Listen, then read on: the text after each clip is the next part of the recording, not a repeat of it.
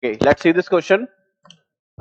Figure shows a small wheel fixed coaxially on a bigger one of double the radius. The system rotates uniformly about the common axis.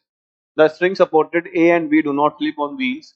If X and Y be the distances traveled by A and B in the same time interval, then okay. Now let's just go with the concept. की concept क्या होने वाला है इसका?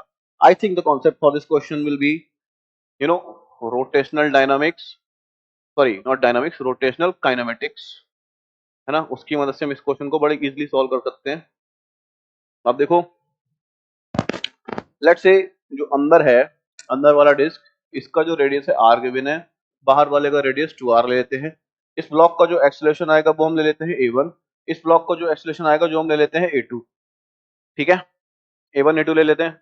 अब चूंकि इसका जो एंगुलर एक्सेलरेशन है ना अल्फा, वो क्या है, सेम होगा दोनों के लिए, दोनों एक साथ रोटेट कर रहे हैं.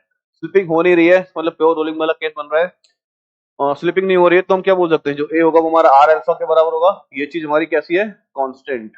अगर ये कांस्टेंट है तो हम बोल सकते हैं कि जो अल्फा होगा, जो ए होगा, that is directly proportional to are.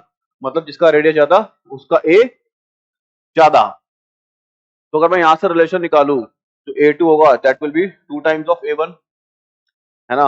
A2 होगा जो क्या हो जाएगा, 2 टाइम्स ऑफ A1 के बराबर हो जाएगा, क्योंकि रेडियस डबल है उसका. सेकंड चीज हमको क्या निकालना है कि भाई डिस्टेंस कितना चलेंगे. उसने बात की है यहाँ पे कि जो सेम टाइम इंटरवल में डिस्टेंस ट्रेवल होता है वो A और B के द्वारा कुछ गिवन है हमें, है ना. A चलता है हमारा x नीचे और B चलता है हमारा y नीचे. तो इसके लिए हम फॉर्मूला जानते हैं. वो फॉर्मूला होता है S इक्वल टू, क्या होता है formula, S is equal to UT plus half AT square.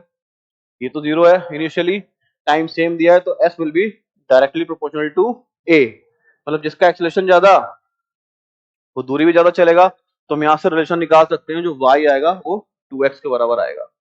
y will comes out to be equal to 2x. ठीक है ना, तो वही आपका आंसर हो जाएगा.